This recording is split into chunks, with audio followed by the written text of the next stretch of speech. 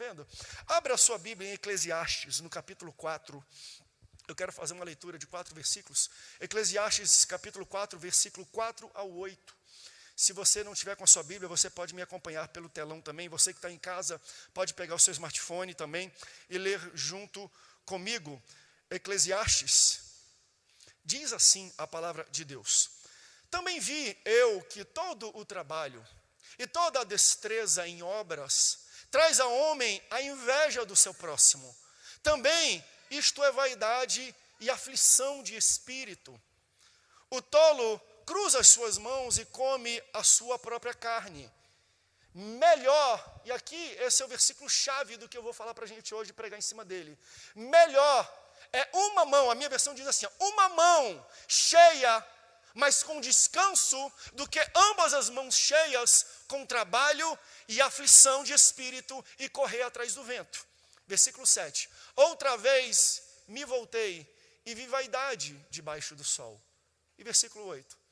Há um que é só e não tem ninguém, nem tampouco filho, nem irmão.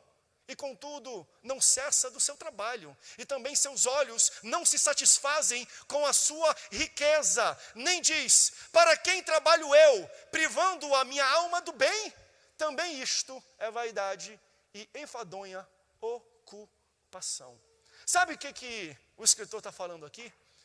Que a gente vive num ritmo tão acelerado de vida, de ter mais, de querer mais, de ganhar mais, de ter tudo, de melhorar, de ter mais e mais e mais e mais e mais, que tem um momento que por mais que a gente ache que seja ruim, é necessário que Jeová venha e dê um lockdown.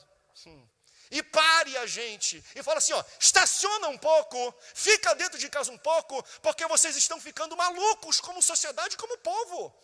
Vocês não param mais, vocês tomam remédio para dormir, tomam remédio para acordar, tomam remédio por causa do problema do trabalho, toma isso aqui, vai, 3 horas de trânsito. Que mundo é esse que vocês estão vivendo? E às vezes, quando a gente para, que a gente bota a mão na consciência e a gente fala, o que eu estou fazendo da minha vida? O que eu estou buscando? Qual é o propósito da minha vida? Bota para mim de novo no versículo 6. A minha versão diz assim, ó, melhor é uma mão cheia, mas com descanso, do que ambas as mãos cheias com trabalho e correr atrás do vento. É extraordinário isso, né? Estamos correndo atrás do vento. A gente trabalha, alcança, ganha coisas, tem mais coisas. E quando a gente para, a gente fala, o que eu tenho? Porque a gente nunca se satisfaz. Isso é inerente do homem.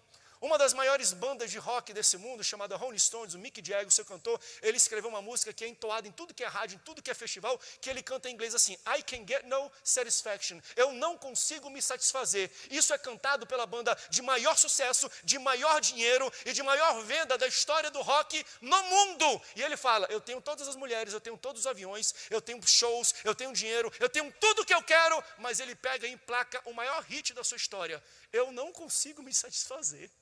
I can get no satisfaction, porque por mais que eu busque, por mais que eu tenha, por mais que eu seja renomado, reconhecido, eu sempre quero mais. E aqui o escritor vai falando, então gente, calma, é melhor você ter uma mão cheia e ter outra livre, com paz, do que as duas cheias e sempre estar correndo atrás do vento. Eu quero mais, eu preciso de mais, eu preciso fechar contrato, eu preciso correr atrás. E às vezes é necessário, não necessariamente esse lockdown, não sei se eu concordaria, mas não estou aqui para dar a minha opinião política sobre isso. Mas às vezes é necessário a gente parar e ficar 30. Vamos falar a verdade, desde que você casou e você tem família, você nunca passou tanto tempo com a sua família como você está passando agora. E Deus está usando esse momento para abrir o seu olho para alguma coisa, para você entender qual é o melhor de Deus para você. Porque a gente canta, a gente não bate nas músicas, qual é o melhor de Deus para a minha vida? O que Deus tem de melhor, porque eu sei que aquilo que Deus tem para mim é sempre o melhor. Diga assim, melhor. Você quer saber qual é o melhor de Deus para a sua vida? Você quer mesmo, e é muito simples. Vai no Google e bota assim, ó, melhor na Bíblia. Porque o melhor de Deus vai estar escrito na Bíblia como o melhor. E olha que interessante o texto que a gente lê. Porque se você quer entender o que Deus tem para você, o que Ele acha que é melhor para você, é você abrir a Bíblia e ver os versículos onde a palavra melhor está citada. Como nesse versículo de Eclesiastes, capítulo 4, versículo 6. Olha o que Deus está falando para mim, para você e para a sua igreja. Melhor é uma mão cheia, mas você ter tranquilidade. mas você ter flexibilidade, mas você ter margem financeira, mas você ter paz, mas você tem tempo no fim de semana, mas você tem saúde, porque às vezes a gente corre tanto que a nossa saúde vai embora por causa de tanta pressão de trabalho, de pagamento, de boleto, que não para de chegar. Eu vi um meme na internet, que uma pessoa botou o cartão assim, botou vários boletos de frente assim, e falando, bem, a curva de crescimento dos boletos ainda não passaram não, mas vai passar daqui a pouco. E muita gente fica aflita, e a gente chega num momento da nossa vida que dá um clique, e quem sabe nessa mensagem possa ser o seu clique, porque às vezes demora muito para uma pessoa perceber que tudo que ela está fazendo na vida dela é correr atrás do vento.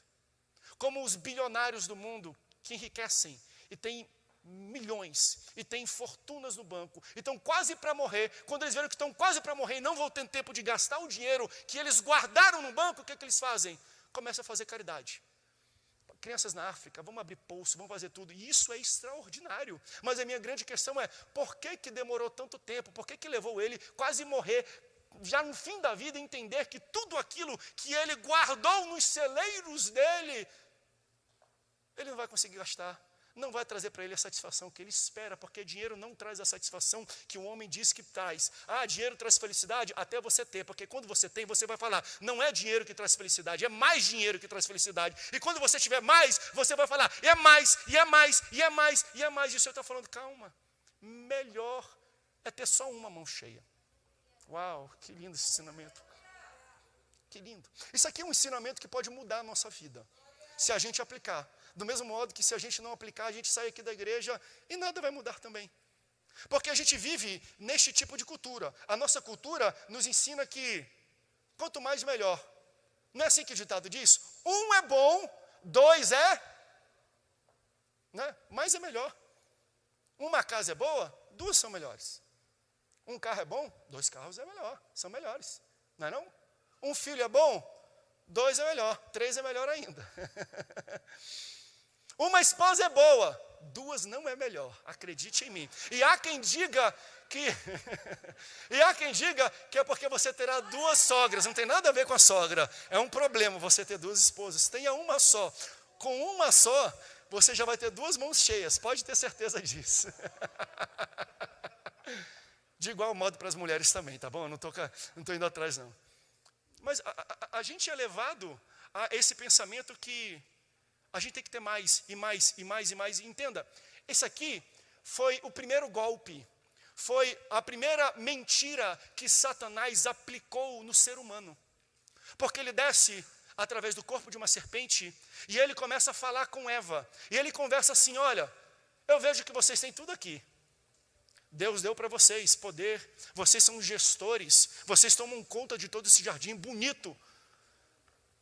Mas vocês têm algo que vocês precisam. A mentira que Satanás tem é, você pode ter até muito, mas o que você não tem é exatamente o que você precisa. E a gente é levado, e a gente é motivado a trabalhar, a buscar, a correr todo dia, e eu não... Novamente, gente, não sou contra trabalho, eu amo trabalhar, eu trabalho às vezes até demais. Isso aqui Deus está pregando e Ele estava ministrando no meu coração, por isso que eu estou passando para você. Mas às vezes a gente se vê uma motivação de, não, o que eu tenho não é bastante, o que eu tenho não é bastante, o que eu tenho não me satisfaz. E quando a gente entra nessa roda gigante, a gente percebe que nunca vai parar. Porque a gente fala, o que eu tenho não é o bastante. E quando você tem, você achar que não é o bastante. Nunca para. Isso vira um vício. E é o vício que o diabo colocou na cabeça do homem, de Eva e depois de Adão, porque vocês têm tudo, mas tem algo que vocês não têm. E o que você não tem é exatamente o que você precisa. Eu aprendi isso muito cedo. Quando eu era criança, eu vinha muito para Pindamonhangaba, aqui no Vale, porque minha avó morava aqui no Ibade. E ela, em época de Páscoa americana, ela fazia sempre chocolate, fazia toda aquela festividade e banquete e tudo mais. E ela dava para a gente umas trufas que ela trazia dos Estados Unidos, de chocolate com menta dentro. E eu era do Amazonas, né? O pessoal está online aqui, depois me bate, mas eu não sabia nem direito que era chocolate, muito menos com menta. Então, quando eu vinha para cá, eu quero negócio americano, eu vou para cima desse troço. E eu comia aqueles troços, eu abria a caixa, comia. Até que um dia que o meu organismo não aguentou. E eu comi mais, e mais uma caixa. Eu passei tão mal, Eu vomitei tanto naquele dia, que até hoje, se alguém me oferecer trufa, eu nem como. Chocolate com menta, eu não chego nem perto. Eu aprendi bem cedo que mais não necessariamente é melhor. Quando você busca ter mais, ter mais, ter mais, você acaba, às vezes, passando muito mal. Então, um ensinamento que é muito próprio para esse momento é melhor ter menos do que importa e focar mais no que realmente importa. Por mais que o que importa seja pouco, seja pequeno, foca nisso. O grande ensinamento que nós vamos ter que tirar de todo esse lockdown, de parar tudo isso, é que a gente tem uma família, é que a gente tem uma vida em casa, é que a gente tem muitos afazeres, e a gente precisa criar conexões melhores com a nossa família. A família é muito mais importante do que qualquer coisa que o seu dinheiro pode te proporcionar. Dinheiro não proporciona família. E a gente tem que começar a entender onde é que eu tenho que investir mais o meu tempo, para quais coisas, oportunidades, eventos e situações eu preciso dizer não para entender e ter tempo e foco para ir para aquelas coisas que realmente importam. É melhor ter uma mão cheia e tranquilidade do que as duas mãos cheias e correr atrás do vento. Deus está ministrando no meu coração isso e vem ministrando durante esse tempo, porque isso é algo que eu devo para minha família. A Naine sabe, nesse tempo, desde que deu essa quarentena, gente, para pastor, por mais que não tenha culto presencial, eu nunca trabalhei tanto na minha vida. Nunca corri tanto. Nunca fiz tanta reunião, ia online, vem para cá e vai para lá e visita aqui. Por quê? Porque a gente tem que se desdobrar nesse momento. A gente tem que ir e leva e visita os irmãos e liga. E tem um campo inteiro com mais de 180 igrejas. E você vem, vai e volta. E tem um problema aqui, tem um problema de saúde no pastor. Blá, blá, blá. E quando eu vi, eu falei, meu Deus, está todo mundo parado. Está todo mundo em casa e eu estou me desdobrando. Eu não estou conseguindo viver o tempo de lockdown, de atenção que eu preciso dar. Quando a Naine está reclamando muito esses dias. Está muito no celular. Está muito na internet, está muito conversando com um, está muito conversando com o outro, até que hoje, por incrível que pareça, aí Deus começou a me dar essa palavra. À tarde a gente fez um almoço, e aí o Romeu, ele tem tipo uma caminha inflável, e aí ele estava dormindo, aí depois do almoço, né amor, eu peguei e deitei na caminha, e eu chamei o André, meu filho, Dedé, deita aqui filho, comigo. E aí estava um som daquele Bluetooth, eu botei umas músicas lá, e a gente ficou deitado cantando as músicas juntos, eu e ele. Aí ele pegou uma bolacha, deitado, ele botava na minha boca, e eu pagava outra bolacha e botava na boca dele. A gente ficou meia hora, 40 minutos fazendo aquilo. E pela primeira vez, em 2 meses e meio, eu vi um olhar diferente no olho da minha mulher. Como se, poxa, que bom que você parou para dar atenção para os seus filhos. Só hoje. Eu sei que tem muita mulher que está mandando mensagem para o marido também, é porque está longe, eu estou vendo que está longe, senão cutucava. Está mandando no SMS. Mas sério mesmo, hoje, eu estou mentindo, amor. Eu deitei ali, eu falei, uau, eu estou deitado com meu filho, ouvindo música, dando biscoito na boca dele. Por que é melhor a gente só ter uma mão cheia? E a resposta é muito óbvia. Porque quando eu estou com uma mão cheia apenas, eu tenho uma outra livre. Quando eu tenho uma mão livre, eu posso levantar quem está caído. Porque quando estão cheias, eu não tenho tempo para as pessoas. Quando eu estou com uma mão livre, eu tenho margem financeira. E eu não fico me degolando e brigando no fim do mês com a minha esposa, com a minha família, por causa de boleto de mais e salário de menos.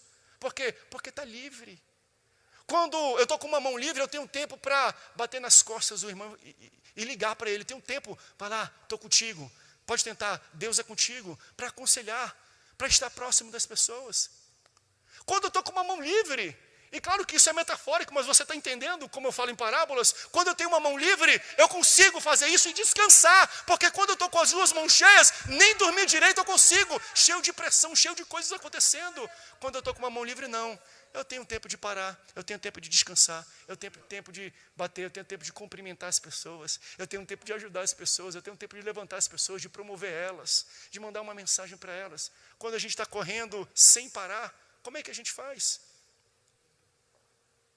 Quando a gente estava fazendo mais e mais, eu estava buscando mais e mais, e Deus parou tudo, Deus falou isso no meu coração, André, eu parei tudo. Por que tu está doido assim, rapaz? Por que tu está enlouquecendo assim?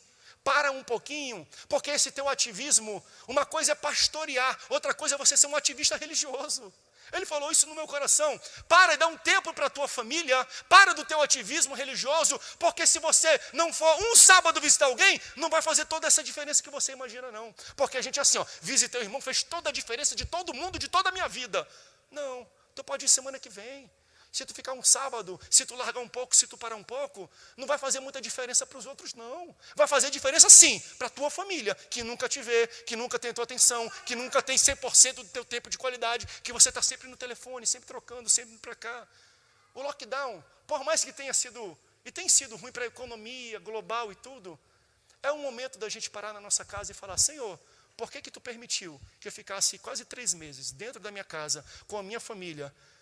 Você teve um tempo de abrir o tabuleiro e jogar um jogo de tabuleiro, e de comprar, lá em casa, comprar quebra-cabeça e montar quebra-cabeça.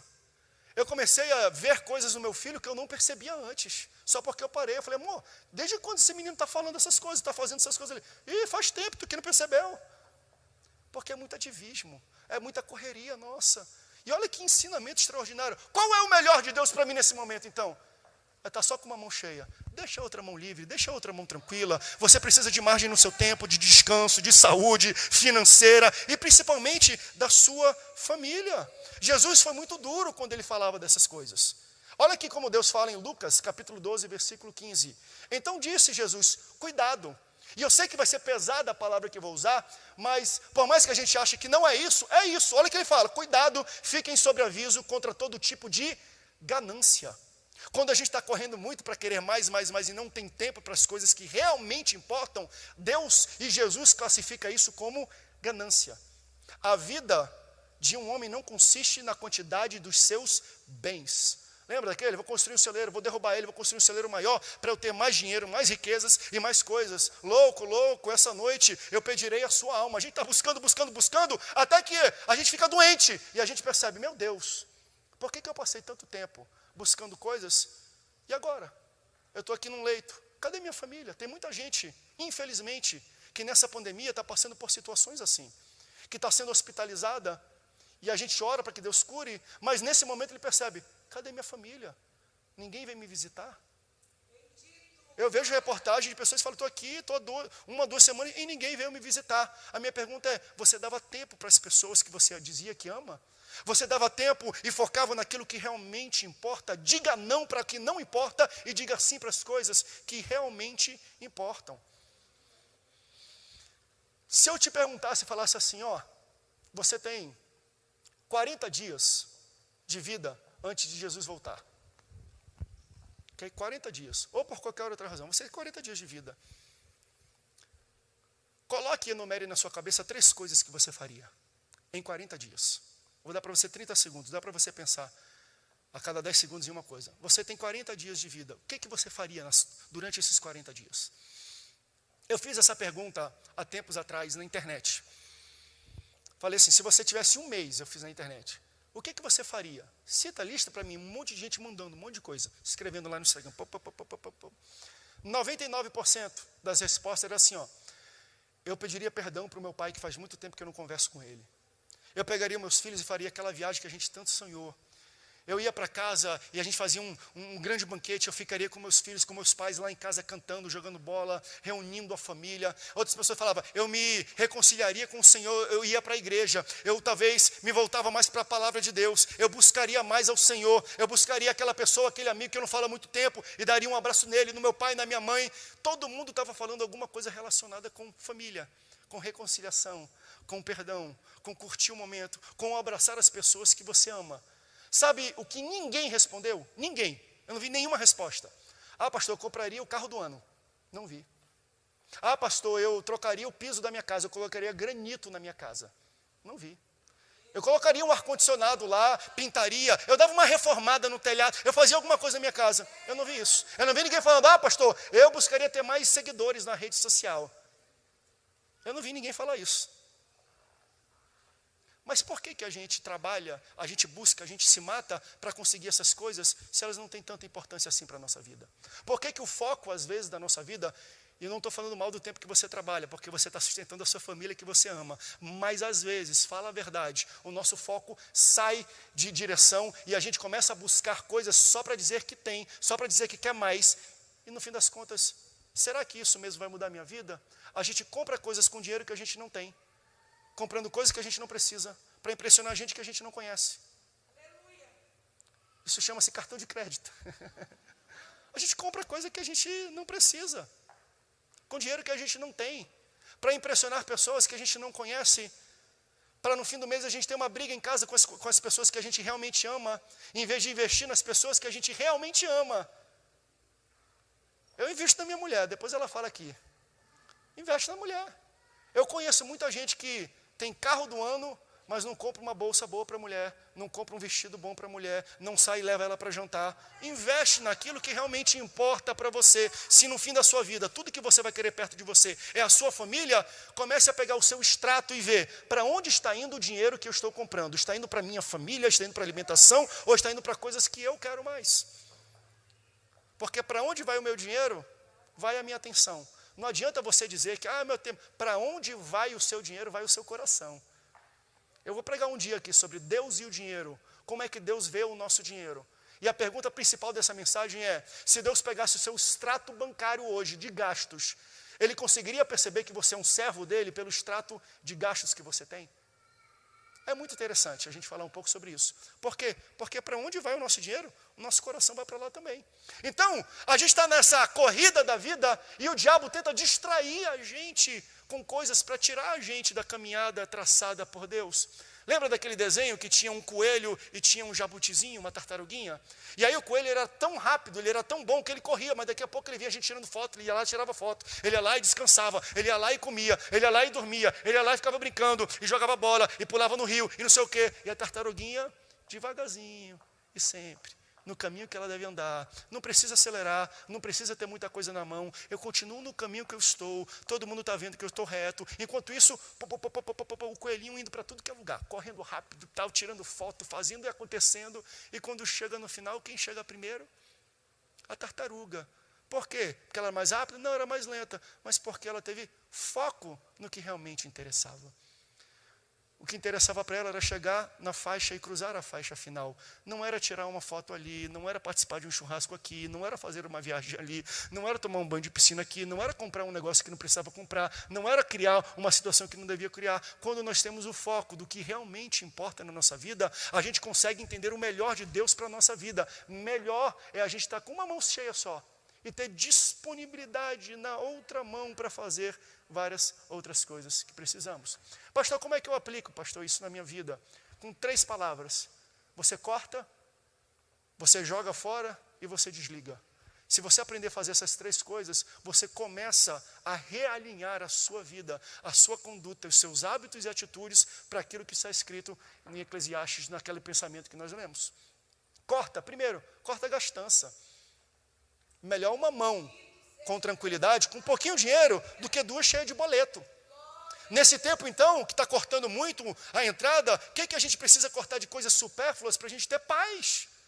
Você sabia que, num estudo que eu li, 40% dos divórcios tem como prioridade, ou tem como raiz, ou semente de brigas e de contendas na família, problemas financeiros, briga sobre dinheiro. De como gerir o dinheiro, porque não tem dinheiro, porque acaba, porque gasta da maneira errada e briga por causa daquilo. Abaixa um pouquinho o padrão de vida.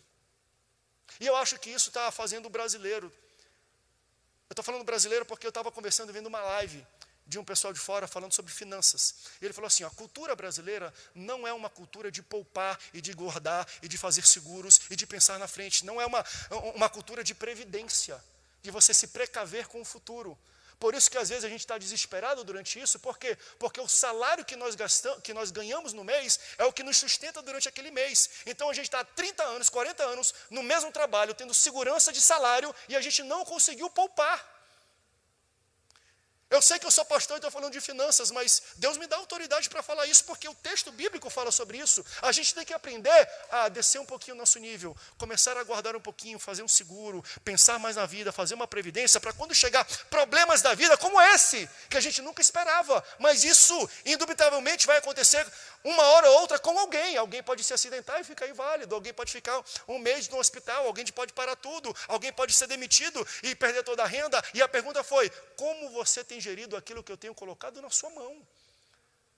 A gente tem que começar a aprender. O que a Bíblia fala de gestão financeira, de gestão pessoal, de foco naquilo que realmente importa. O inimigo do ótimo não é o ruim. O inimigo do ótimo é o bom. E às vezes, porque a gente quer situações boas, a gente entra em dívida, a gente perde o tempo, a gente larga uma prioridade para ter algo bom, quando Deus está falando, eu tenho algo melhor para você. Não se agarre, não fique preso no que é bom, no que os seus olhos acham que é bom. O que eu tenho para vocês é melhor. E está aqui o conselho que eu dou para vocês. Acalma um pouco. Para um pouco. Um pastor falou, e eu achei sensacional a frase que ele disse, ele falou, o maior fracasso não é falir. O maior fracasso é ter sucesso naquilo que não importa. Isso é forte, isso muda a nossa vida quando a gente entende essa perspectiva. Porque muita gente investe e ganha a sua vida inteira e tem muito sucesso em uma área, mas quando ele vê, ele fala, eu trocaria tudo isso aqui para ter uma família certinha, bonitinha, e voltar toda noite no trabalho e ter minha mulher lá em casa, a mesma mulher, e dormir com a mesma mulher toda noite, e dar beijo nos meus filhos, mas porque eu fui buscar o que era bom para mim, e não o que Deus tinha de melhor para a minha vida, a minha família está toda quebrada. Eu tenho dinheiro, eu tenho fama, eu tenho carros, mas eu não tenho paz, eu não consigo deitar a minha cabeça e pensar, se amanhã eu morrer, quem é que vai vir para meu túmulo? Ou será que eu vou ter filhos e filhas que me amam, que me acompanham? Será que eu investi tempo naquilo que realmente importa? Não adianta ter sucesso nas coisas que não têm importância. Um outro pastor falou, nenhum sucesso corresponde, é válido diante do fracasso de uma família. Nenhum. Se a sua família está tendo problemas por causa dos sonhos que você persegue, dos sonhos que você tem, dos investimentos, do empreendedorismo que nasce no seu coração, cuidado, cuidado. Família é a coisa mais preciosa que nós temos. E se você tiver que abrir a mão de alguma coisa, abra mão daquilo que te distancia da sua família, dos seus filhos, da sua esposa e do seu esposo. Porque esse é o plano de Deus para a sua vida. É melhor você ter menos, só uma mão cheia, não precisa ter as duas. Mas a outra está livre, tenho paz. Eu tenho para onde voltar. Eu tenho uma esposa para me dar boa noite, para me beijar, para deitar do meu lado. Eu tenho filhos que me abraçam. Eu tenho pessoas que me amam. Joga fora, corta, desliga, tudo. Faça de tudo, joga fora tudo, corta tudo que é supérfluo na sua vida nesse momento que nós vivemos. Como se a sua vida dependesse de tudo isso, porque ela depende. São as pequenas coisas que vão nos distraindo, que vão tirando o nosso tempo, que vão tirando o nosso foco, que vão tirando as nossas finanças, que vão tirando a nossa paz, o nosso amor, o nosso entusiasmo, até a Deus. De pouquinho em pouquinho as coisas vão se esvaziando na nossa vida, e quando a gente se vê e vem uma pandemia e para, aí você fala, meu Deus, agora que eu estava cansando, agora que eu estava indo, eu me vi perguntando e reclamando para Deus um outro dia isso. Falei, poxa Deus, a igreja estava tão bem, né? A gente estava recém-chegado, Deus estava bradando na terra.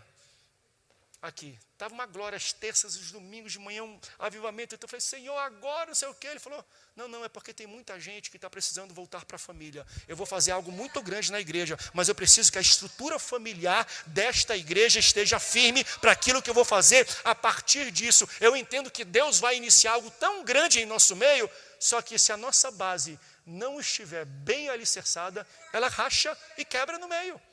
Ela racha e quebra no meio. Deus está tratando primeiro o púlpito. Ele começa do altar e ele vai para todo mundo. Ele precisa tratar a sua liderança, os seus pastores, para eles poderem entender. Não adianta você estar com a igreja lotada, bombando, na internet voando, se a sua casa não está alicerçada, não está junta, não está correta. Para um pouco, eu vou botar um lockdown para você ir para a sua casa. E você entender o que realmente importa. As suas mãos, André, estão muito cheias.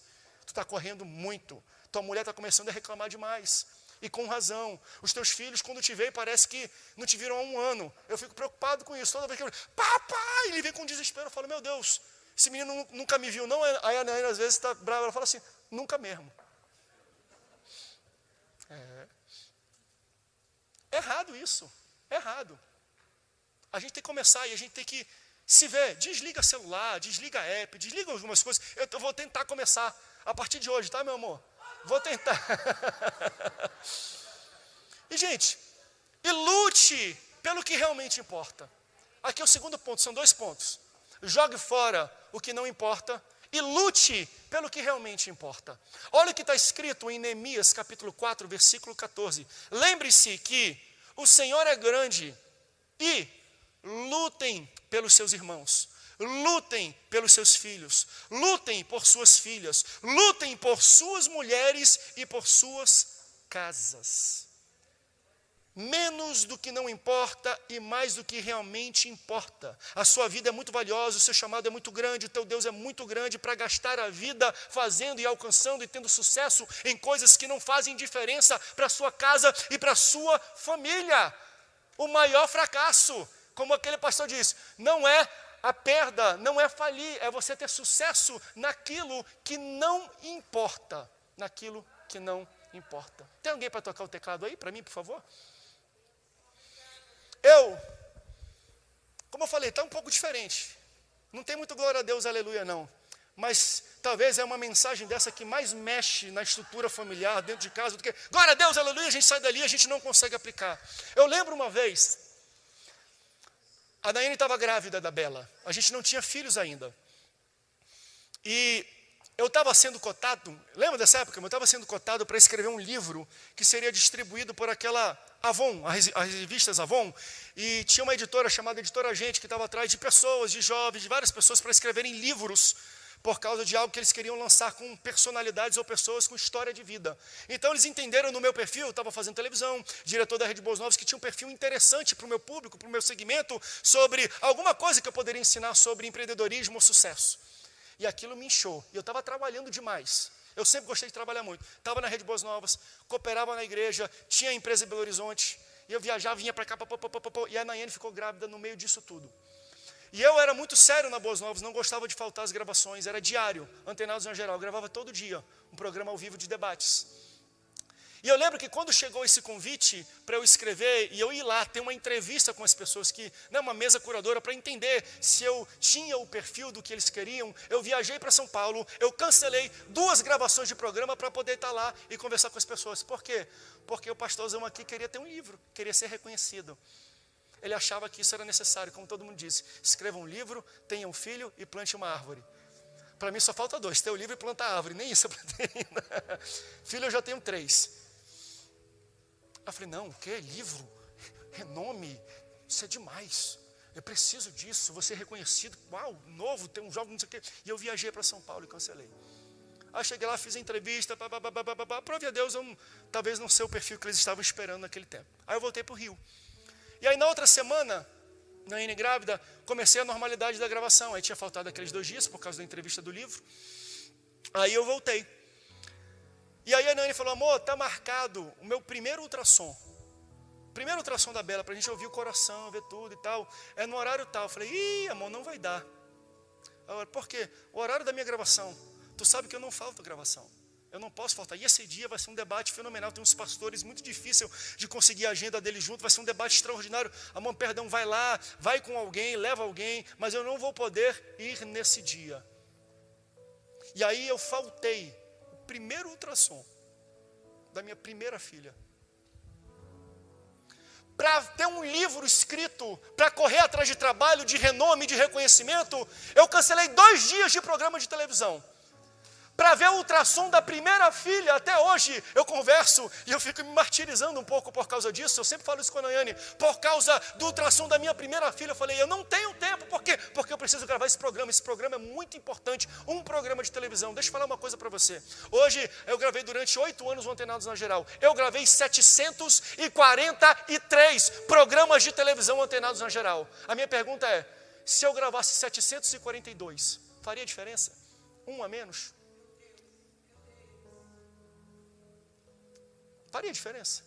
Ou um te fala, pastor, não vai fazer diferença não. Faz, sabe para quem vai fazer? Para minha esposa e para minha filha. Para eles vai fazer diferença. Talvez, para muitos, pastor, não faz. Para eles fez a diferença. Esse um programa. Por quê? Eu estava querendo correr atrás do vento. Eu estava querendo mais e mais. Eu tenho que estar gravando. Os pastores são grandes. Eu preciso estar lá. Eu preciso escrever um livro. Preciso. E eu vou falar uma coisa. Quando a Bela fizer 15 anos de idade, tiver aquela festonça que a gente vai fazer para ela, porque ela merece, eu vou falar assim, minha filha, papai aqui tem 3 livros. Estou profetizando, até ela ter 15 anos eu tenho 3 livros escritos. Mas a pergunta que eu vou fazer é, se eu tiver 3 ou 4, vai fazer diferença para a Bela? Não. Sabe o que fez diferença para a Bela? Eu não ter participado no primeiro ultrassom dela. O que importa na vida? a gente ter um livro escrito, a gente ser reconhecido, a gente ser visto na televisão, a gente ser renomado, reconhecido na rua, ou a gente ser reconhecido dentro da nossa própria casa. O grande problema é que muita gente busca reconhecimento lá fora e dentro de casa ela não tem reconhecimento. É por isso que às vezes as pessoas vêm para a igreja e criança fala, não tem uma história dessa? Mãe, eu quero viver e morar na igreja. Por quê? Porque na igreja o papai dá a paz do Senhor, o papai ri, o papai abraça a gente. Aqui em casa ele não é nada disso. Deus está começando algo diferente, sedimentando as igrejas. Dê tempo para a sua família, porque a sua família é o que realmente importa. Não cometa o mesmo erro que eu cometi, não. Jovem obstinado, atrás de reconhecimento, querendo ter livro, querendo ser reconhecido muito cedo. Isso à custa de quê? Se é à custa da família, não vale a pena. Não tem dinheiro nesse mundo, não tem empresa nesse mundo, não tem fama nesse mundo, não tem reconhecimento nesse mundo que justifique a quebra e a falência de uma família. Deus constituiu a família e disse, isso aqui é o seu porto seguro, e o que eu vou começar no Brasil, entenda, avivamento não começa dentro da igreja, não, avivamento começa dentro da casa, é dentro da família. Eu nunca vi Deus fazer um avivamento usando pessoas que dentro de casa são trogloditas, cavalos, que diz respeito à mulher e os filhos. Deus não faz isso. Deus fala, as casas estão certas, as casas estão limpas, as casas estão aplumadas e alinhadas. Eu vou começar algo grande na minha igreja a partir destas famílias. A Santa Ceia que mais marcou a minha vida, porque hoje é ceia. A Santa Ceia que mais marcou a minha vida, e eu sei que está tendo transmissão, não tem problema de eu falar isso, foi uma ceia que eu não fui para ela. Para você entender como é importante a gente às vezes parar o que a gente está fazendo e dar atenção para a família. A Santa Ceia que mais marcou a minha vida depois da que nós fizemos no carro e aqui online, foi uma que eu não participei. Como assim, pastor? O Felipe, meu irmão, o pastor Felipe, ele tinha assumido aqui. Estava há pouco tempo aqui em São José dos Campos, na verdade já estava uns 3 anos, 3 ou 4 anos. E tem aquela grande Santa Ceia de sábado, de todo o campo. Eu nunca falei isso, talvez isso nunca foi falado em câmera. E aí eu vim para cá, eu vinha de vez em quando, às vezes uma vez por mês, principalmente nessas Santas Ceias para participar, para estar próximo aqui. E era quando o meu pai vinha também cooperar com o Felipe aqui no início. Então ele vinha toda a Santa Ceia, ele participava da reunião de obreiros, ele participava dos cultos, ele ministrava a Santa Ceia. Mas teve uma Santa Ceia, um sábado, que marcou a minha vida. E olha que eu cresci numa igreja com meu pai já sendo pastor. Eu já participei de, 500 Santas Ceias na vida, onde o meu pai ministrou. 500. E pergunta, pastor, o senhor lembra de alguma delas? Não, eu lembro de estar lá, mas eu não lembro o que foi dito, o que foi falado. Mas eu lembro dessa uma, que eu não participei.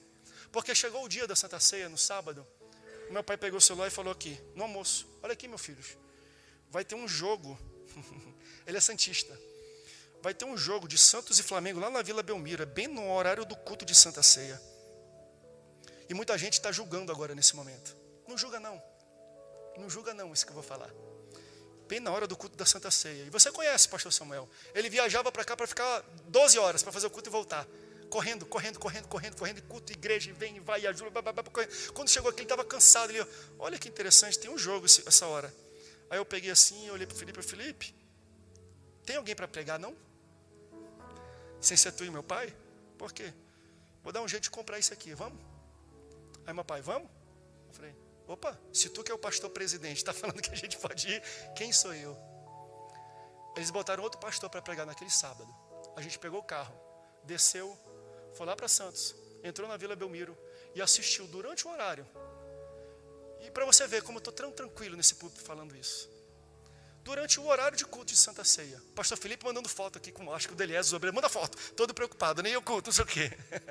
E eu e meu pai botamos um bonezinho para poder dar uma escondida, né? Naquela época, convenção geral, essas coisas todas. E a gente foi ver o jogo. A Santa Ceia, que eu participei com meu pai, que eu levo a hoje. Eu tenho 36 anos de idade. Durante todo esse tempo eu vi inúmeras Santas Ceias com meu pai. A que me marcou e que nunca vou esquecer foi uma que eu não participei. Porque ele falou, meus filhos, estamos muito cansados, estamos correndo muito, vamos parar um pouquinho? Por quê? Porque se ela não for... A minha pergunta é, alguns de vocês aqui sentiram falta do pastor Samuel naquela Santa Ceia? Alguém lembra disso?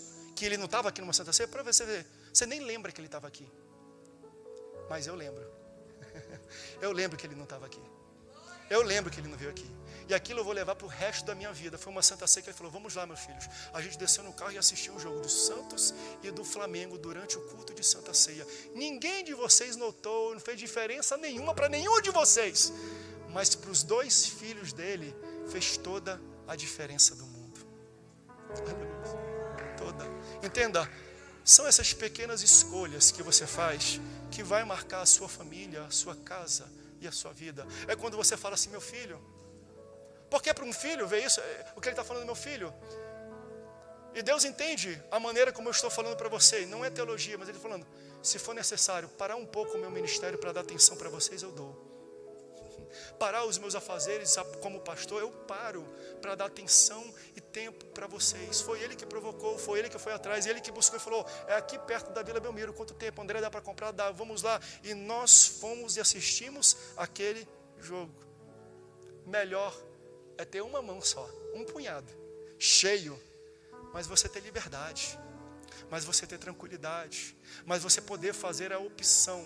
Porque tem muita gente que se coloca em situações que nem a opção de fazer isso ele pode mais. Ele fica refém das suas decisões e das estruturas que ele fez de trabalho, de buscar, de crescer, de sempre ter mais. E aí ele vai ter todo o dinheiro do mundo, mas ele não foi para um jogo de futebol com os filhos.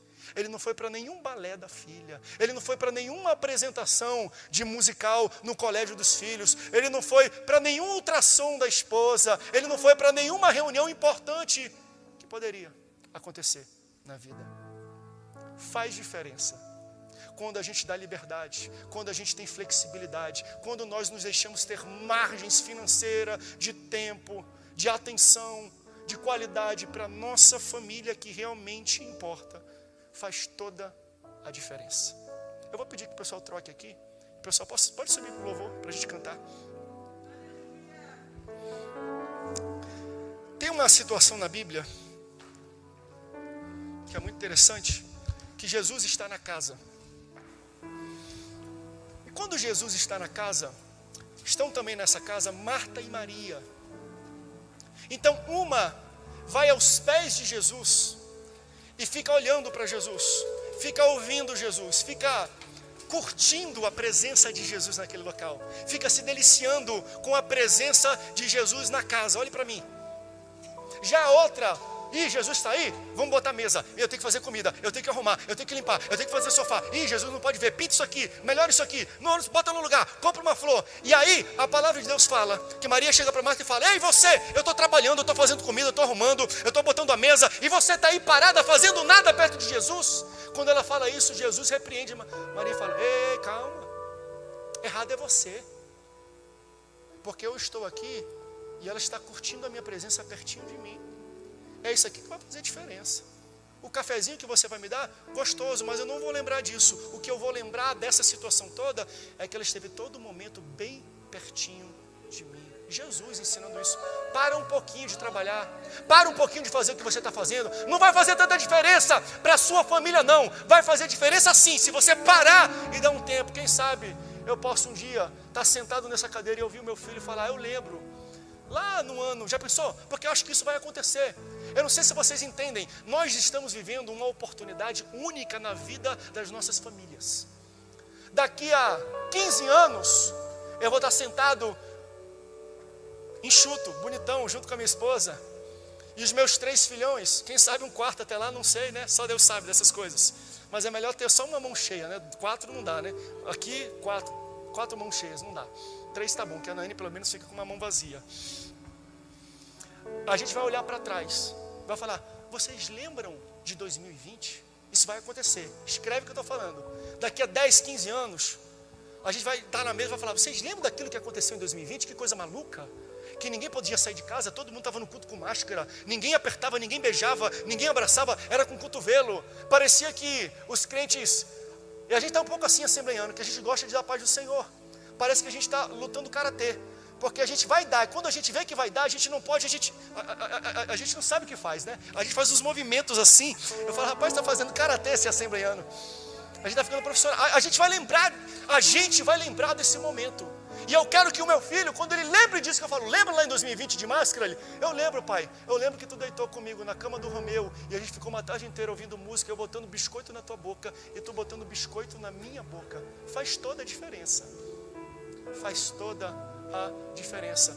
Jesus, antes de enviar os seus discípulos para o trabalho, antes de comissioná-los, falar, ide por todo mundo, vocês serão minhas testemunhas, vocês vão evangelizar e ganhar um mundo para mim.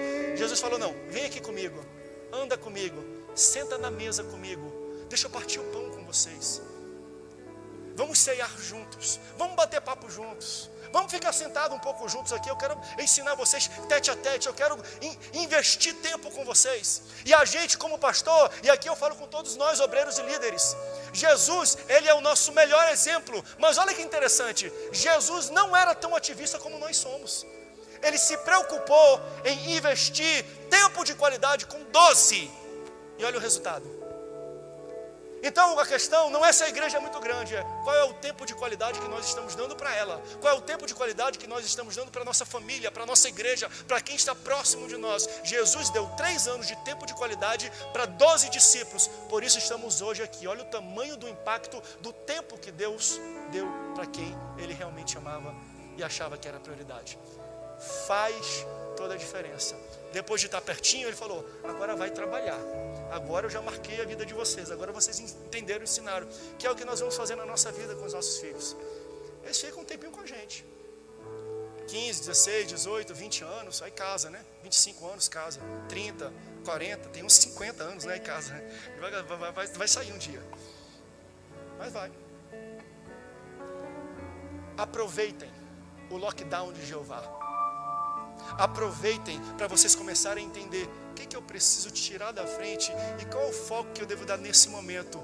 Crie memórias que nunca mais se apagarão da mente da sua família, da sua esposa, do seu esposo e dos seus filhos. Esse é o momento de criar as melhores memórias possíveis. Está chovendo, pega o teu filho, vai andar na chuva, anda de bicicleta com ele, ouve música com ele, passeia, faz algo para marcar a vida do seu filho, porque vai fazer muita diferença no futuro dele.